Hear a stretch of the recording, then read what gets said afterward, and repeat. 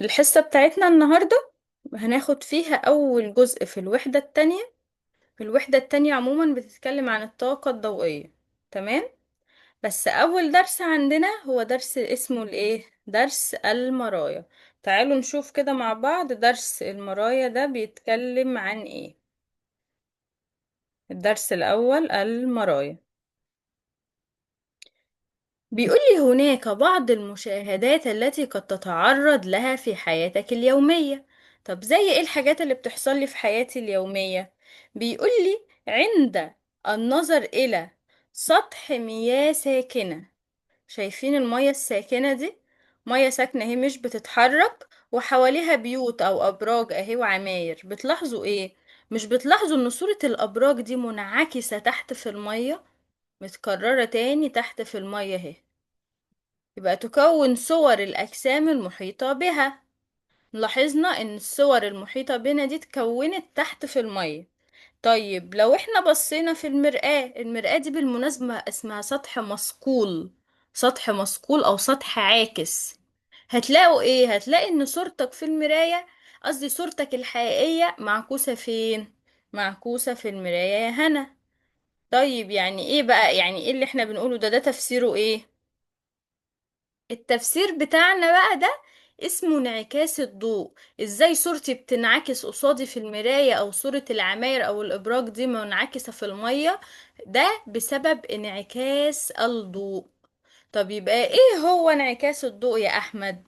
بيقول لي انعكاس الضوء هو ارتداد اشعة الضوء الى نفس وسط السقوط عندما تقابل سطح عاكس. اشعة الضوء ارتدت الى نفس وسط السقوط عندما تقابل سطح عاكس. يعني ايه السطح العاكس؟ السطح العاكس زي المراية اللي احنا بنبص فيها اهو. الضوء بينزل على السطح الايه؟ العاكس فبينعكس. يبقى ارتداد أشعة الضوء يا ولاد إلى نفس وسط الإيه؟ إلى نفس وسط السقوط عندما تقابل سطحا عاكسا. تمام، قلنا سطح عاكس زي المرآة. طيب لدراسة انعكاس الضوء بقى يلزم التعرف كده على كام حاجة وعلى بعض الإيه؟ المفاهيم. شايفين ده جهاز إسقاط ضوئي، جهاز مخرج ضوء زي الكشاف كده او الفلاش بتاع الموبايل. ماله الجهاز ده يا مصطفى؟ ساقط منه أشعة ضوء. طالما ساقط اهو السهم اهو، شايفين يا ولاد السهم بيسقط، يبقى ده اسمه شعاع ضوئي ايه؟ شعاع ضوئي ساقط. طب احنا قلنا في تعريف انعكاس الضوء لما بيسقط، يسقط على سطح عاكس، ايه اللي بيحصل له؟ طالما سطح عاكس يبقى هينعكس الجنب التاني اهو. شايفين السهم ماشي ازاي؟ ماشي كده. طب طالما ده ساقط اسمه شعاع ضوئي ساقط. طب ده منعكس يبقى اسمه شعاع الضوئي الايه؟ اسمه الشعاع الضوئي المنعكس. تمام. طب هما اتقابلوا فين؟ اتقابلوا في الحتة دي، الشعاع الضوئي الساقط والمنعكس. يبقى النقطة دي اسمها ايه؟ اسمها نقطة السقوط. اللي سقط منها الشعاع الضوئي الساقط وصل لها، يبقى نقطة سقوط. طب يا ولاد عملنا احنا هنا، احنا اللي راسمينه بقى، اسمه عمود مقام. بنعمل الزاوية بين الشعاع الضوئي الساقط ده والشعاع الضوئي المنعكس ده. الزاوية اللي في النص الكبيرة دي احنا بنقسمها بخط متقطع كده. اسمه ايه يا يوسف؟ اسمه العمود المقام.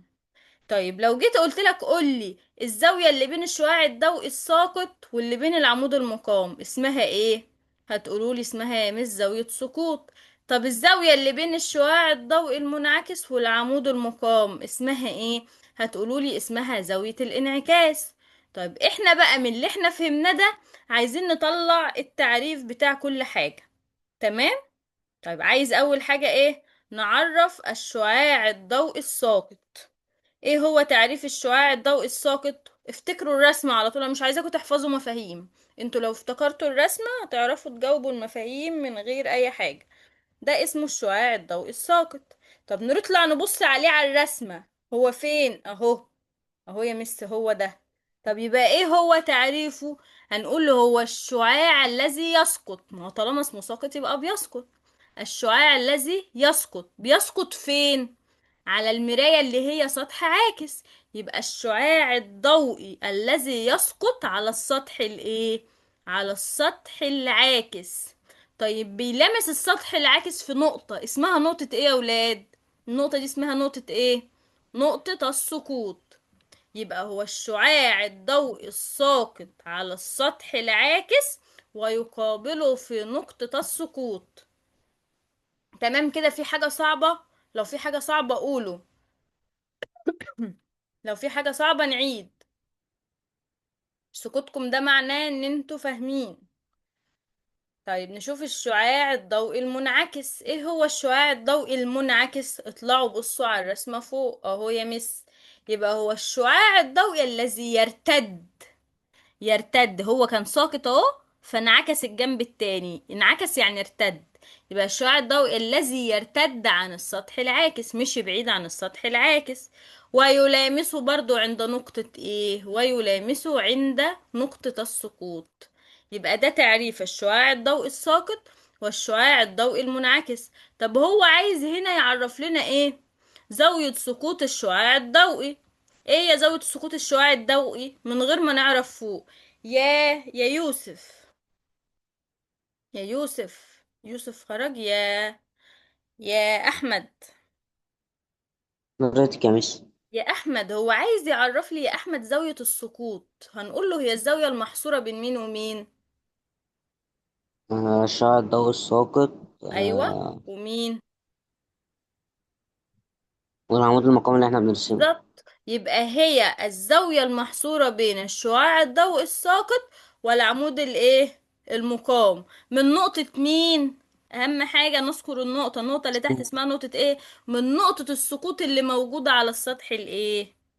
اللي موجودة عاكس. على السطح العاكس. برافو عليك. يبقى زاوية السقوط هي الزاوية المحصورة بين الشعاع الضوئي الساقط والعمود المقام من نقطة السقوط على السطح العاكس. طب يا هنا، يا هنا، ايوه يا مس. يا هنا، لو قال لي عرفي لي طيب زاوية الانعكاس، تتوقعي كده هيبقى تعرفها ايه؟ هي الزاوية المحصورة بين ايه وايه؟ بين الشعاع الضوئي المنعكس والعمود المقام برافو. من نقطة مين؟ هو مقام من انهي لنقطة نقطة؟ السقوط طيب على السطح. العاكس. من نقطة السقوط على السطح العاكس. برافو عليك. يبقى تفهموا الرسمة هتعرفوا تجاوبوا اهو. زاوية سقوط الشعاع الضوئي هي الزاوية المحصورة بين الشعاع الضوئي الساقط والعمود المقام من نقطة السقوط على السطح الايه؟ على السطح العاكس. طب زاوية انعكاس الشعاع الضوئي هي الزاوية المحصورة بين الشعاع الضوئي المنعكس والعمود المقام برضو من نقطة السقوط على السطح الايه؟ على السطح العاكس. متهيألي كده كل حاجة واضحة. يلا نكمل. بيقول لي ما معنى أن زاوية سقوط شعاع ضوئي على سطح عاكس 40؟ بيقول لي زاوية السقوط ب40. معنى كده ايه؟ معنى كده ان انا اعرف له، عايز تعريف زاوية السقوط، واجي في الاخر اقول له بتساوي 40. ايه تعريف زاوية السقوط زي ما اتفقنا يا مصطفى؟ هي الزاوية المحصورة بين شعاع ضوئي ساقط وعمود مقام من نقطة السقوط على السطح العاكس. بتساوي كام؟ بتساوي 40. طيب نفس الكلام هنا برضو. زاوية انعكاس شعاع ضوئي على سطح عاكس ب35. أنا ماليش دعوة يكتب لي كام، 35 يكتب لي 40 يكتب 50، أنا ماليش دعوة. أنا أهم حاجة عندي إيه؟ الزاوية اللي طالبها. هو طالب زاوية الانعكاس، هروح أكتب له التعريف بتاعها واكتب بتساوي 35. ايه تعريف زاوية الانعكاس يا مصطفى؟ هي الزاوية المحصورة بين الشعاع الضوئي المنعكس والعمود المقام من نقطة السقوط على السطح العاكس. ونقول له في الآخر تساوي كام؟ تساوي 35. في حاجة صعبة لحد كده يا ولاد؟ لو في حاجة مش مفهومة قولوا ونعيد. ماشي، انا اسكتكم ده انا بترجمه ان انتوا فاهمين. طيب عايزين نعمل نشاط يوضح لنا قانون انعكاس الضوء او نستخرج منه قانون انعكاس الضوء. بيقول لي يخضع انعكاس الضوء لقوانين. طب عايزين نحقق القوانين دي، هنحققها عن طريق نشاط ممكن نقوم بيه في البيت.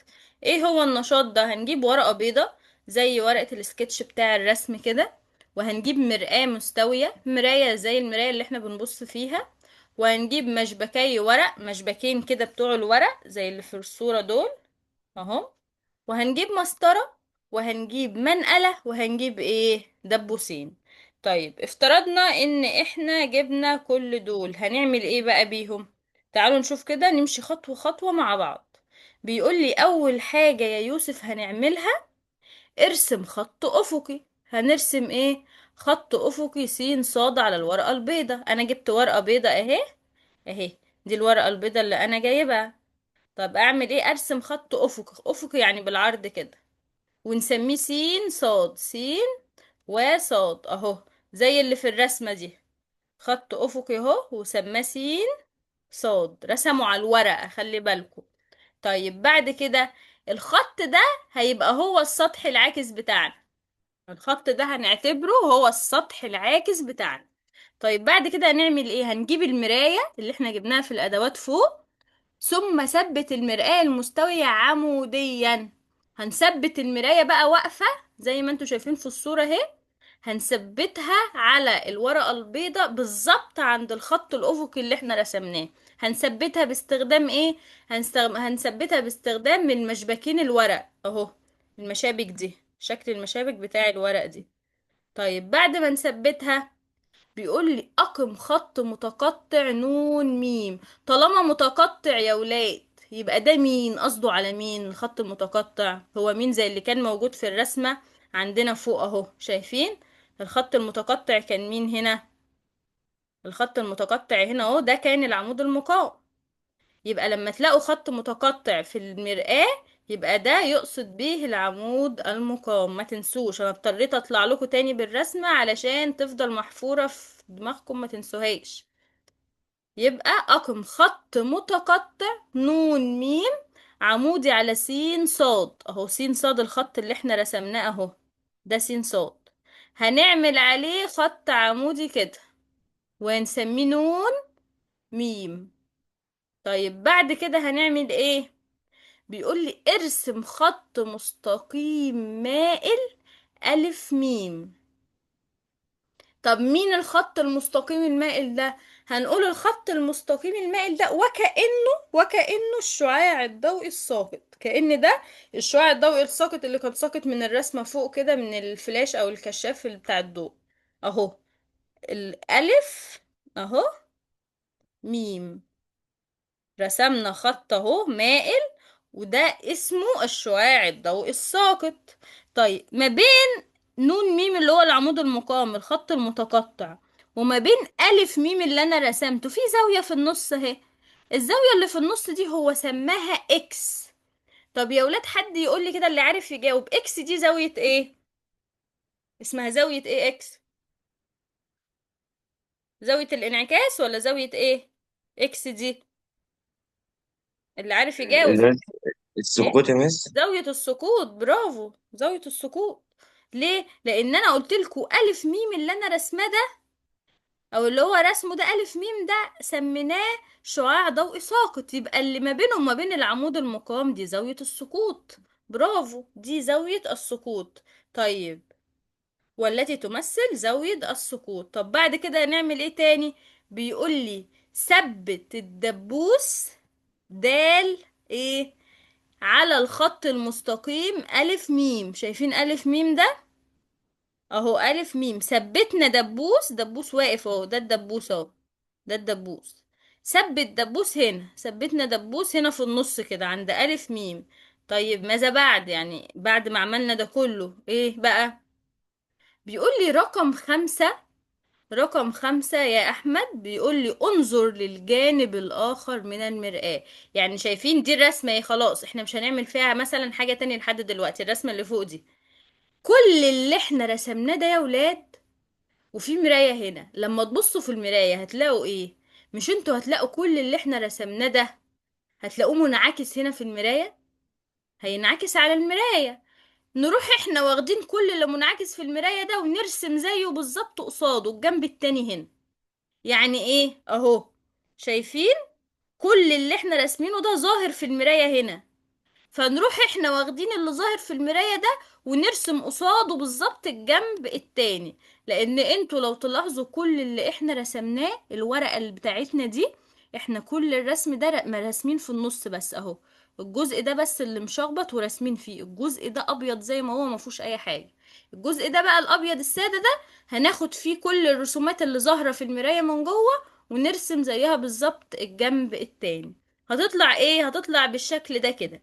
بيقول لي انظر للجانب الآخر من المرآة وثبت الدبوس ده الاتنين. في دبوس هنا ده الواحد اهو، رحنا احنا عملنا زيه بالظبط الجنب التاني اسمه دال اتنين، الدبوس سميناه دال اتنين، بحيث يكون على استقامة صورة الدبوس ده الواحد. لازم يكون بالظبط قصاد الدبوس ده الواحد، لازم يكونوا على استقامة واحدة. يعني لو وصلت خط مستقيم كده الاتنين يطلعوا على نفس الايه، على نفس الخط. بيقول لي ثم ارفعه بعد تحديد موضعه. خلاص عرفنا مكان الدبوس وعلمنا بيه على الورقة، نروح رافعينه شايلينه. مكان الدبوس متعلم على الورقة، فاحنا هنشيل بقى الدبوس خلاص مش محتاجين. بيقول لي ارسم خط مستقيم يمر بموضع الدبوس ده الاتنين. بعد هنا دي النقطة بتاع ده الاتنين، نروح ماشيين بالمسطرة عليها ونرسم خط مستقيم ومده على استقامته ليقابل السطح العاكس سين ايه، سين صاد. لازم يمشي عند السطح العاكس اللي هو سين صاد، نوصله بسين صاد كده. تمام. عند النقطة مين بقى يا ولاد؟ عند النقطة ميم. شايفين الخطين هما متقابلين عند النقطة ميم، يبقى ميم دي اللي هي ايه؟ نقطة السقوط. ميم دي تمثل نقطة السقوط. طيب ليمثل الخط المستقيم به ايه؟ به ميم اهو، به الخط اللي احنا رسمناه ده سميناه به ميم، والخط اللي قصاده اسمه ألف ميم. تمام يا ولاد؟ في حاجة مش مفهومة لحد كده؟ في أي حاجة مش مفهومة لحد الجزئية دي؟ لا يا طيب مس. تمام. طب أنا عايزة أسألكوا كده وانتوا تجاوبوا. يا أحمد، دلوقتي يا مس. يا أحمد بص على الرسمة كده وقول لي ألف ميم ده يعتبر ميم. ألف ميم، ألف ميم، ده ألف الشعاع ده الإيه؟ الشعاع المنعكس. الشعاع اللي احنا راسمينه أصلا اسمه شعاع إيه؟ ساقط. آه نايم. ده الشعاع الشعاع، الساقط. الشعاع الساقط مش الشعاع المنعكس. ده اسمه الشعاع الإيه؟ المنعكس الساقط. ده اللي انعكس في المراية وأنا رسمته بعد كده. إنما الشعاع الساقط اللي هو إيه؟ اللي هو فوق أهو، أنا رسمه فوق أهو في الرسمة اللي فوقيها على طول ده. ده اسمه الشعاع الساقط ألف ميم. تمام. طيب يا هنا، يا هنا، بس. يا ايوه. هنا فين الشعاع المنعكس؟ اسمه ايه الشعاع المنعكس عندك؟ باء ميم. باء ميم، برافو عليكي يا هنا. يبقى باء ميم ده، باء ميم المنعكس. يبقى زي ما احمد قال الف ميم ده الساقط، انما باء ميم المنعكس. برافو عليكي. طيب يا مصطفى، بس. يا مصطفى الزاوية دي يا مصطفى دي زاوية ايه؟ زاوية السكون. برافو عليك يا مصطفى. يا يوسف، نعم بس. الزاوية اللي قصادها دي يا يوسف اسمها زاوية ايه؟ زاوية الشعاع اسمها، احنا عندنا الساقط. احنا ما خدناش غير زاويتين، زاوية السقوط وزاوية الانعكاس. اللي قصادها دي اسمها زاوية الايه؟ زاوية الانعكاس ده بس. الانعكاس. برافو عليك. ليه انعكاس؟ لان ميم به ده زي ما زميلتك قالت ميم به ده شعاع ضوئي منعكس، يبقى اللي جنبه اسمها زاوية انعكاس. والنقطة ميم يا ولاد قلنا دي نقطة السقوط، وميم نون ده العمود المقام. طب وسين صاد؟ سين صاد ده يعتبر السطح العاكس. سين صاد ده السطح الايه؟ السطح العاكس. طيب اهم حاجة ان انتوا عرفتوا اماكن كل مسمى من المسميات بتاعتهم، وده اللي انا عايزاه. طيب بعد كده، بعد ما عملنا ده كله، بيقولي قيس الزاوية بين الخط المستقيم به ميم والعمود المستقام المقام نون ميم، اللي هي قصده على مين؟ اللي انا لسه قايلها لكم، زاوية الانعكاس. طيب بعد كده بيقول لي غير زاوية السقوط عدة مرات. يعني ايه الكلام ده؟ بيقول لي لو احنا جينا نقيس الزاوية، زاوية الانعكاس اللي هي هنا دي، وقسنا زاوية السقوط اللي هنا دي، هنلاحظ ان زاوية السقوط بتساوي زاوية الانعكاس. يعني لو زاوية السقوط ب30 هتبقى زاوية الانعكاس ب30، زاوية السقوط ب40 هتبقى زاوية الانعكاس ب40. طيب بيقول لي عيدي الخطوات دي تاني. يعني ايه نعيد الخطوات تاني؟ غير مكان موضع او زاوية السقوط. يعني بدل ما هو الخط هنا، طب ما تيجي نرسم شعاع تاني جنبه مثلا هنا، نمسح ده ونرسم ده مثلا، ونقيس زاوية السقوط. يعني هنمسح كده مثلا ألف ميم ده ونخليه بعيد شوية، نخليه هنا، ونمسح ده خالص، ده هيتمسح، ونقيس وبعد كده نشوفه منعكس فين في المراية، ونرسم قصاده تاني الشعاع الضوئي المنعكس. برضو هنلاحظ ان زاوية السقوط هنا بتساوي زاوية الانعكاس هنا. كل ما نغير أماكنهم برضو هنلاقيهم قد بعض. هنلاقي إن زاوية السقوط يا ولاد بتساوي زاوية الانعكاس دايما. يبقى بيقول لي الملاحظة هنلاحظ إيه؟ زاوية السقوط بتساوي زاوية الانعكاس. تمام. إيه تاني؟ بيقول لي غير زاوية السقوط عدة مرات، وعين في كل مرة زاوية الانعكاس اللي قصادها المقابلة ليها. هنلاحظ إيه؟ زي ما قلت لكم، تتغير زاوية الانعكاس تبعا لتغير زاوية ايه؟ تبعا لتغير زاوية السقوط، بحيث تكون مساوية لها دائما. يعني كل ما نغير زاوية السقوط هنلاقي زاوية الانعكاس بتغير نفسها، بقت قدها برضو. كل ما نغير هنلاقيها برضو متغيرة، بقت قدها. يبقى دايما يا ولاد زاوية السقوط بتساوي زاوية الانعكاس، ما ينفعش واحدة تبقى أكبر من التانية. تمام. طب نستنتج ايه من كل ده؟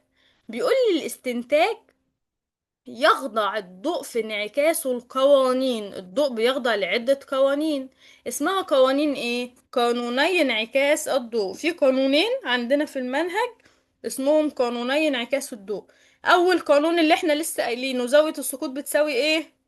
زاوية السقوط بتساوي زاوية الانعكاس. زي ما شايفين قصادنا على الرسمة، زاوية السقوط هتساوي زاوية الانعكاس. ده أول قانون يا مس. طيب ايه القانون التاني؟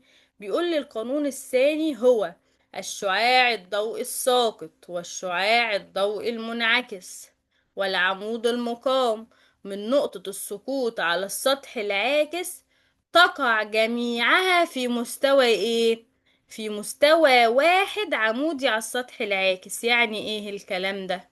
يعني الرسمة اللي قدامنا دي نذكر كل اللي فيها. هنقول ايه؟ الشعاع الضوئي الساقط اهو، والشعاع الضوئي المنعكس، والعمود المقام من نقطة السقوط على السطح الايه؟ على السطح العاكس. مالهم بقى كل دول؟ يقع جميعا في مستوى واحد. المستوى ده بيكون ماله؟ بيكون عمودي.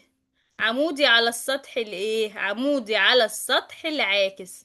يبقى بيكون عمودي على السطح العاكس. تمام يا ولاد؟ القانونين مفهومين؟ اول قانون زاوية السقوط بتساوي زاوية الانعكاس.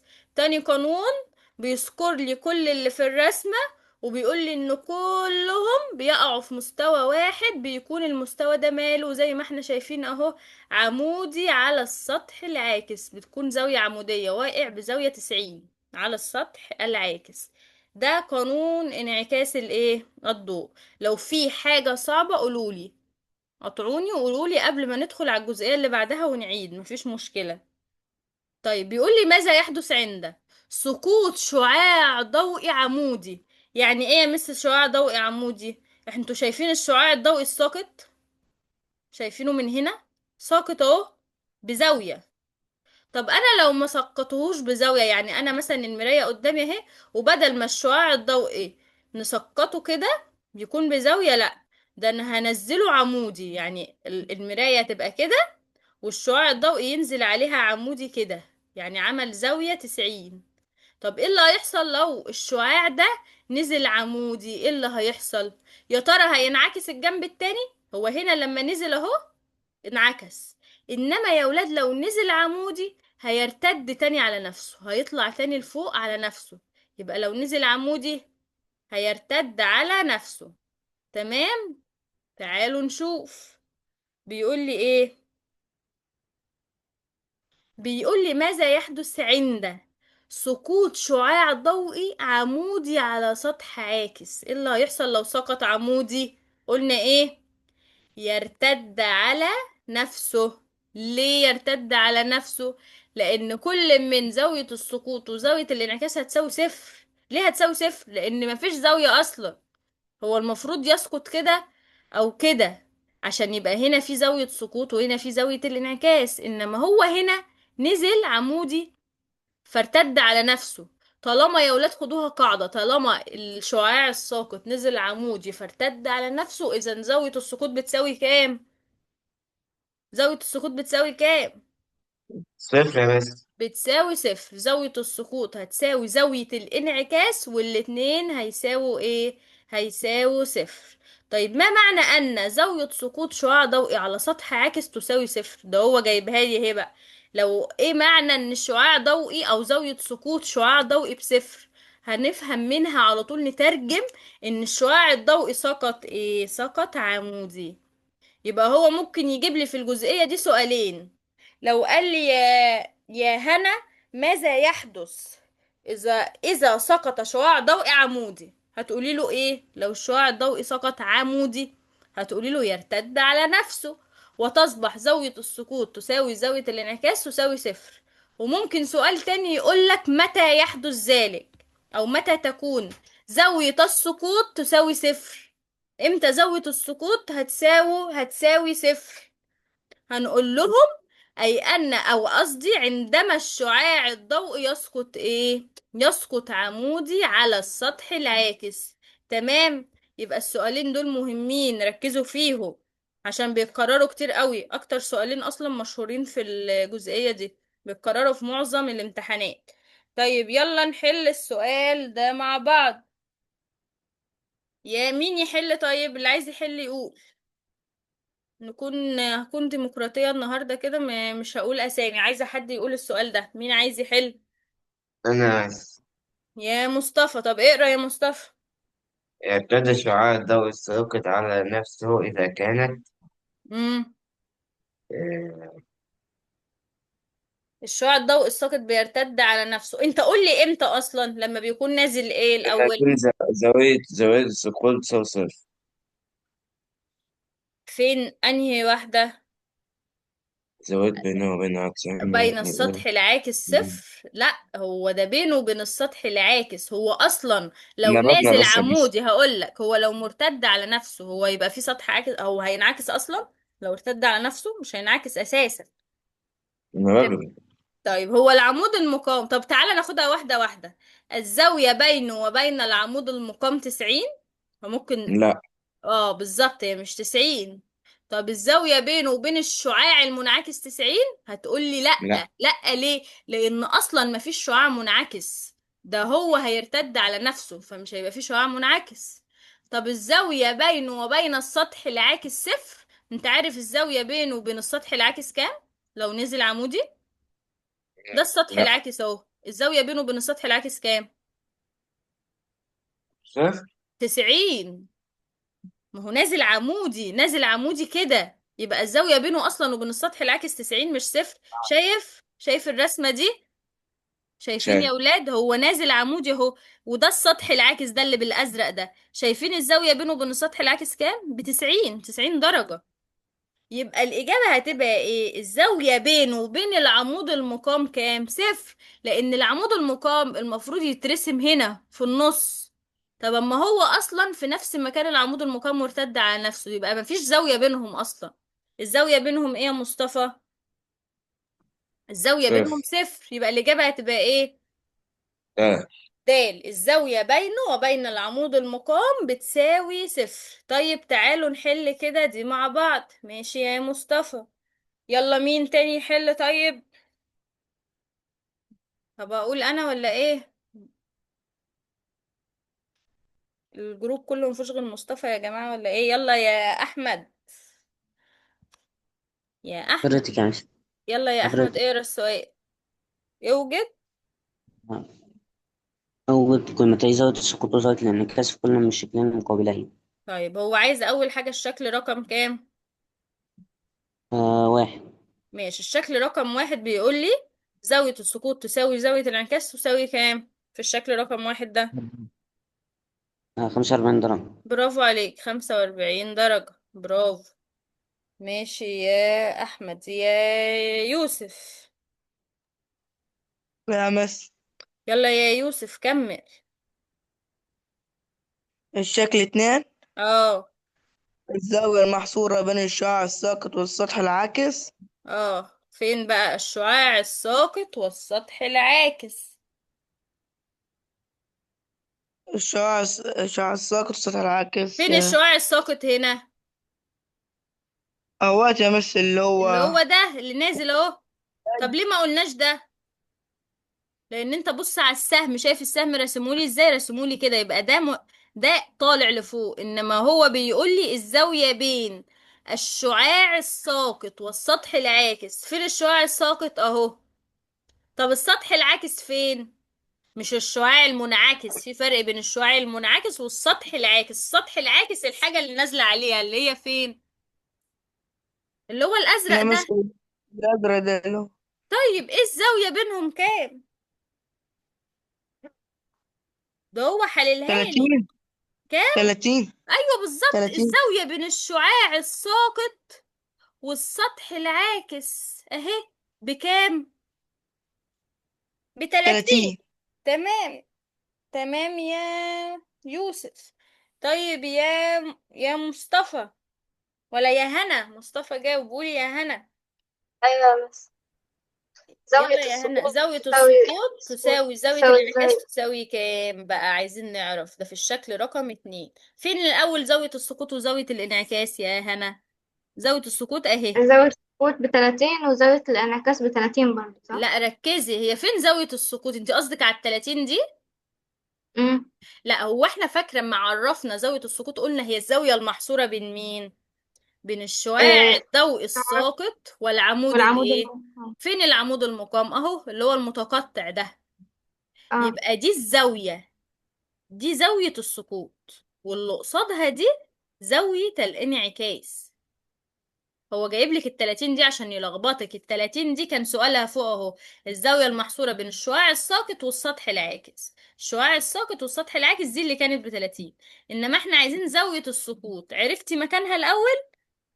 أيوه. ماشي، تعرفي تجيبها لي بكام ولا لا؟ دي بقى شوية هندسة بقى، هنخش على هندسة بقى، هندسة وحساب مثلثات بقى والكلام ده. تعرفي تجيبي الجزئية دي بكام؟ لا يا مس. طب أقول حد يا مس. حد عايز يجاوب طيب، ونقول صح ولا أنا يا غلط؟ مس. مين؟ أنا مصطفى. طب قول يا مصطفى، نجيب الجزئية دي ازاي يا مصطفى؟ أنت قلت يا مس من شوية إن الزاوية بين عمود المقام والسطح العاكس بتساوي 90. برافو. فأنا أصلا من 90 30 برافو هتساوي ع... 60. برافو عليك يا مصطفى. بصوا يا ولاد، الزاوية كلها على بعض ب90، كلها على بعضها ب90. الزاوية بين العمود المقام والسطح العاكس ب90. طب هو مديني حتة منها ب30، يبقى الحتة التانية بكام؟ يبقى الحتة التانية ب60. طب طالما زاوية السقوط طلعت ب60 واحنا قايلين زاوية السقوط بتساوي الانعكاس، يبقى الانعكاس برضو بكام؟ يبقى زاوية الانعكاس ب60. مفهومة الحتة دي ولا نقولها تاني؟ حاسة ان انا عايزة اقولها لكم تاني. هو الجزئية دي يا ولاد ب90، والحتة دي كمان ب90. طب هو مديني الحتة دي ب30، يبقى الحتة اللي فاضلة دي بكام؟ يبقى الحتة اللي فاضلة دي نطرح ال30 من ال90 اهي، يدينا كام؟ 60. يبقى زاوية السقوط ب60، يبقى زاوية الانعكاس برضو ب60، لأن الاتنين بيساووا بعض. في حد مش فاهم؟ أعيد؟ لو في حد مش فاهم يقول وعيد مرة واتنين وتلاتة، بس أهم حاجة متبقوش قاعدين مش فاهمين. طيب احنا بصوا كفاية لحد كده، ونحل بقى أسئلة. هاتولي أسئلة كده نحل على الجزئية اللي ايه اللي احنا خدناها المرة اللي فاتت. بس اقفلوا ويلا ندخل تاني عشان الزوم فاضله دقيقة ويقفل، علشان ما يقفلش علينا. اقفلوا وادخلوا تاني من نفس اللينك، نحل بقى أسئلة من الواجب بتاع الحصة اللي فاتت. يلا ما تأخروش، بس ادخلوا على طول.